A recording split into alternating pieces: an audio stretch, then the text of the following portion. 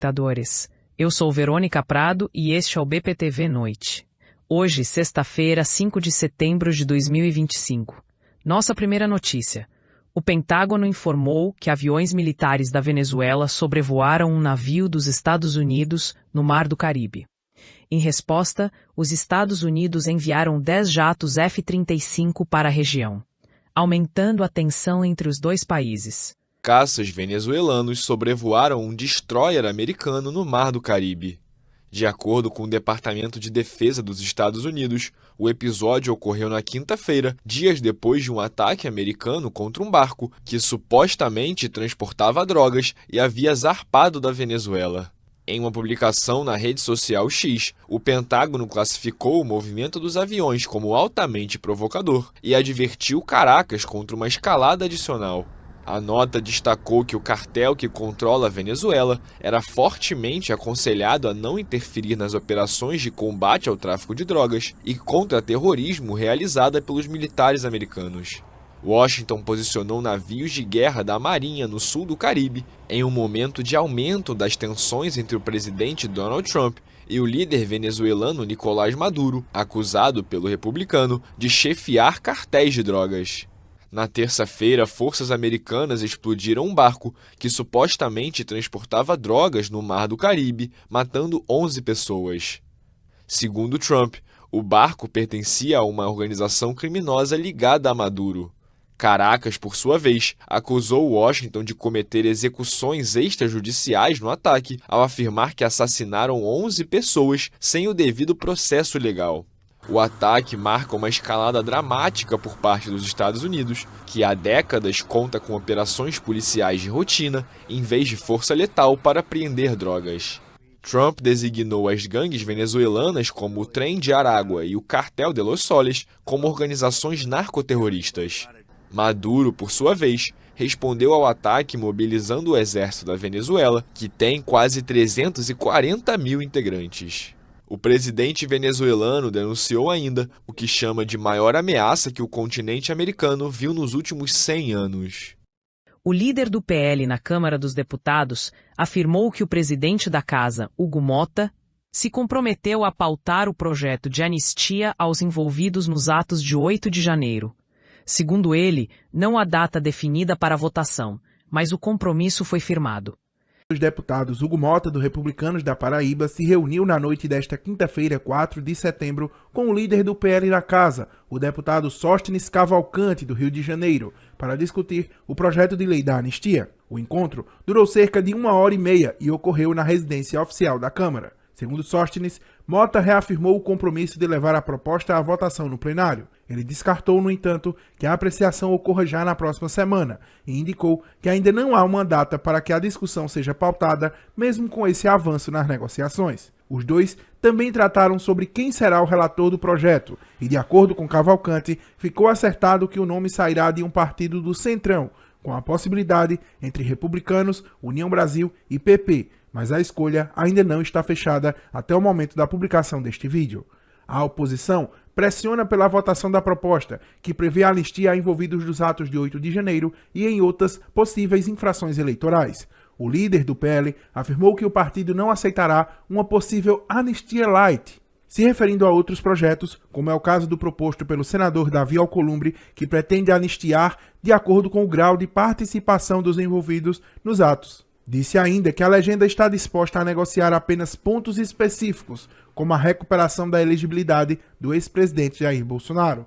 Uma nova reunião entre Mota e Cavalcante estaria marcada para segunda-feira, 8 de setembro. Nela, o líder do PL deve apresentar um mapa de votos para mostrar ao presidente da Câmara o tamanho do atual projeto. Uma possível expressiva votação também é esperada pelo parlamentar, que revelou acreditar que mais de 300 votos são esperados, número bastante acima da maioria de 257 necessárias para a aprovação.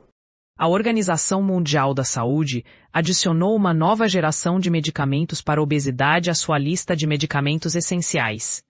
Entre eles estão o Ozempic e o Wegovy, que contém a substância semaglutida, reconhecida por sua eficácia no tratamento da obesidade. A Organização Mundial da Saúde recomendou pela primeira vez nesta sexta-feira a nova geração de tratamentos eficazes contra diabetes e obesidade. A semaglutida, princípio ativo dos medicamentos Ozempic e Wegovy, da farmacêutica dinamarquesa Novo Nordisk, foi incluída na lista de medicamentos essenciais da organização, atualizada a cada 2 anos. Segundo dados da OMS, mais de 3,7 milhões de pessoas morreram em 2021 em decorrência de doenças relacionadas ao sobrepeso ou à obesidade, número superior ao de vítimas combinadas das principais doenças infecciosas letais, malária, tuberculose e AIDS. A patente da semaglutida vai expirar em 2026 em alguns países, entre eles Canadá, Índia e China, o que pode favorecer a produção de genéricos. Os novos tratamentos contra diabetes e obesidade potencializam a ação de um hormônio que atua sobre a secreção de insulina e, de forma mais ampla, sobre a sensação de saciedade. Desenvolvidos inicialmente contra diabetes, os medicamentos demonstraram resultados notáveis na perda de peso e são celebrados por especialistas como um grande avanço terapêutico, embora com limitações. Seus preços muito elevados, que nos Estados Unidos podem ultrapassar $1.000 por mês, segundo a OMS, limitam o acesso a esses medicamentos, que temem a exclusão dos países mais pobres. Para garantir que esses tratamentos injetáveis que salvam vidas cheguem a quem mais precisa, a agência pediu para estimular a concorrência de genéricos a fim de reduzir os preços. Em Porto Alegre, um homem foi preso após deixar uma mala contendo parte do corpo de uma mulher em uma rodoviária da cidade. O suspeito, que estava foragido, foi identificado e detido pelas autoridades. No momento em que o indivíduo ele se dirige ao guarda-volumes da rodoviária, levando a mala, aqui ó. Borrado, ok? O corpo inteiro dele, não pode aparecer. Aí está chegando, essa é a câmera da entrega no guarda-volumes, ele faz força para puxar a mala e aí vai fazer o procedimento. Ele tá, olha ali como ele está, máscara, boné, roupa folgada, luva. Após entregar o tórax da namorada dele na rodoviária, muito educado, ele é assim como vocês estão vendo, o rapaz está rindo lá dele, a caixa também. O presidente Lula disse à Comissão Europeia que espera assinar o acordo entre a União Europeia e o Mercosul ainda este ano. As negociações entre os blocos econômicos se arrastam há mais de 2 décadas.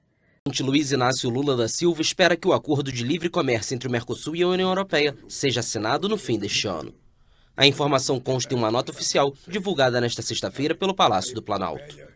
De acordo com o documento, em uma conversa por telefone com a presidente da Comissão Europeia, Ursula von der Leyen, Lula saudou que o braço executivo do bloco europeu tenha dado início nesta semana ao processo de ratificação do tratado comercial. O texto foi validado, um primeiro passo antes de ser submetido aos 27 Estados-membros e ao Parlamento Europeu. Apesar do avanço, o acordo entre blocos enfrenta resistência por parte da França, que reitera há anos suas reservas sobre o texto, que considera uma ameaça potencial para sua produção de gado, aves, açúcar e biocombustíveis. Após o fim das negociações entre União Europeia e Mercosul em dezembro, setores agrícolas europeus, em especial franceses, se mostraram muito críticos. Para tranquilizar Paris, Bruxelas prometeu completar o tratado com um texto jurídico que reforce as medidas de salvaguarda para os produtos europeus sensíveis. Durante a conversa com von der Leyen, Lula pediu que qualquer regulamento sobre salvaguardas que seja adotado internamente pelo bloco esteja em plena conformidade com o espírito e os termos pactuados no acordo. Se for aprovado, o Tratado União Europeia e Mercosul vai abranger um mercado de mais de 700 milhões de pessoas. Durante uma sessão no Supremo Tribunal Federal, os ministros Alexandre de Moraes e Flávio Dino brincaram com o ministro André Mendonça. Moraes perguntou se Mendonça queria ir para a primeira turma, em um momento descontraído entre os magistrados. O ministro André vai querer ir para a primeira turma. Não. Eu tô achando ele muito punitivista hoje, não, né? Eu tô impressionado. Não, o que eu acho... Vossa Excelência quer permutar comigo? Posso perguntar. É que hoje o domínio aqui é da primeira turma, né? Fisicamente. Não, tô eu e o ministro Fachin aqui. Fachin é presidente, presidente é presidente. Para, não conta. Ministro Fachin. Presidente é sem turma. Não, mas é que eu não posso ter peremptoriamente uma isenção de responsabilidade. É isso. Eu vou ter que avaliar caso a caso. E também sou contra, como os colegas apontaram, havendo uma interpretação minimamente razoável, vamos dizer assim, eu vou ser responsabilizar a pessoa. Não faz sentido. Sim. E pode ser uma interpretação até inédita, às vezes. que não tem precedente. Aliás, a gente tem visto muito esses ineditismos. Não, mas ainda que inédita, mas sendo razoável. Pode ser correta, pode claro. ser correta. Pode. Eu vivi isso como governador. Né? É que eu acho que só aqui, na verdade, quer dizer, a lei usa a expressão jurisprudência. Então, é por isso que eu acho que tem que ser um conjunto de decisões. Não é um julgado como às vezes se utiliza na prática. Exatamente. A China anunciou que vai impor sobretaxas às importações de carne de porco europeia. A medida é vista como uma retaliação às restrições comerciais impostas pela União Europeia a produtos chineses. A China anunciou nesta sexta-feira que vai impor sobretaxas provisórias às importações de carne de porco provenientes da União Europeia. Pequim investiga uma suposta prática de dumping nas importações de carne de porco e subprodutos suínos provenientes do bloco. As taxas vão variar entre 15,6% e 62,4% e entraram em vigor a partir de 10 de setembro. O gigante asiático havia iniciado essa investigação em junho de 2024, pouco depois da União Europeia anunciar a intenção de impor tarifas adicionais aos veículos elétricos importados da China. O país asiático é o maior consumidor mundial de carne de porco. A Comissão Europeia respondeu rapidamente, com a promessa de tomar todas as medidas necessárias para proteger os profissionais do setor. Também nesta sexta-feira, a China afirmou que se opõe de modo veemente a qualquer coação, depois que o presidente dos Estados Unidos, Donald Trump, estimulou os líderes europeus a pressionar economicamente Pequim em retaliação pelo seu papel na guerra da Ucrânia. Nos opomos firmemente à prática de arrastar a China para este assunto e rechaçamos a imposição da chamada pressão econômica sobre a China. Trump pediu na quinta-feira, em uma conversa por videoconferência com os líderes europeus, uma pressão econômica sobre a China devido ao seu apoio à Rússia na ofensiva na Ucrânia. A China nunca condenou a Rússia por sua invasão e se apresenta como uma parte neutra e um possível mediador no conflito.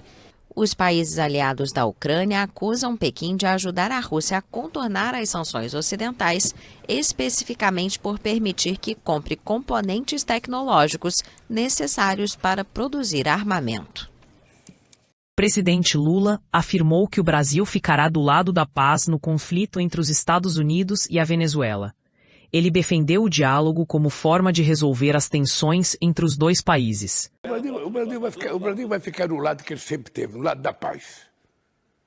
O Brasil é um país que não tem contencioso internacional, nem queremos contencioso internacional. O Brasil entende que a guerra não leva a nada, a não ser a matança e ao empobrecimento. Se tem divergência entre duas nações, não tem coisa melhor, mais barata para se resolver do que sentar numa mesa de negociação e conversar. O diretor-geral da Organização Mundial da Saúde pediu que Israel detenha as mortes pela fome em Gaza. Segundo ele, a situação humanitária no território palestino continua crítica, com milhares de pessoas enfrentando insegurança alimentar severa. O Mundial da Saúde insistiu que Israel impeça a catástrofe da fome em Gaza, afirmando que pelo menos 370 pessoas morreram de desnutrição desde o início da guerra no território em outubro de 2023. O pedido desta sexta-feira ocorre 2 semanas depois de as Nações Unidas declararem oficialmente a fome em Gaza, associando a situação à obstrução sistemática das entregas humanitárias por Israel. A parte mais intolerável deste desastre monumental é que ele poderia ser interrompido agora mesmo. As pessoas estão morrendo de fome enquanto os alimentos que poderiam salvá-las seguem parados a uma curta distância. E para quê? A fome do povo de Gaza não tornará Israel mais seguro, nem facilitará a libertação dos reféns. Esta é uma catástrofe que Israel poderia ter evitado e poderia impedir a qualquer momento. This is a catastrophe that Israel could have prevented and could stop at any time. De acordo com a OMS, o número de mortes inclui mais de 300 vítimas apenas nos últimos 2 meses. Ainda nesta sexta, o diretor-geral da organização, Tedros Adhanom Ghebreyesus, disse que a Mpox, que afeta principalmente a África, deixou de ser uma emergência de saúde pública internacional. Temos uma melhor compreensão dos fatores que impulsionaram a transmissão, dos fatores de risco para a gravidade, e os países mais afetados desenvolveram uma capacidade de resposta sustentada. É claro que o levantamento da declaração de emergência não significa que a ameaça tenha acabado, nem que nossa resposta será interrompida. A Mpox é uma doença causada por um vírus da mesma família da varíola. É caracterizada por lesões cutâneas, como pústulas, febre e dores musculares. Identificada pela primeira vez na República Democrática do Congo em 1970, a doença permaneceu confinada por muito tempo a cerca de 10 países africanos. Mas em 2022, começou a se espalhar para o resto do mundo, especialmente para nações desenvolvidas, onde o vírus nunca havia circulado.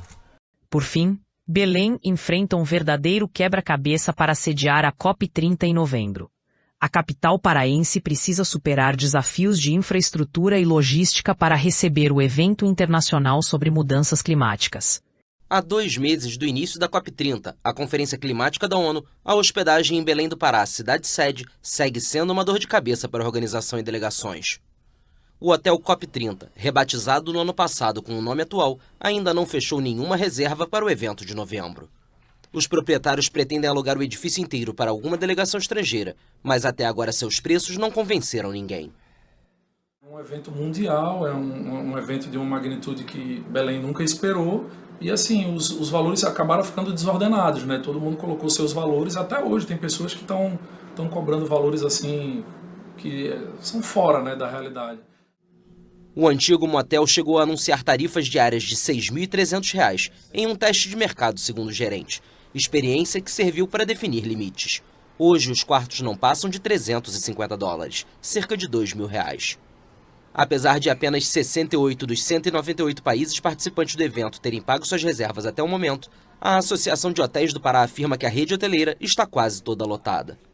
Durante os preparativos para a COP30, a associação rejeitou um pedido do governo para fixar preços que considerou irrisórios.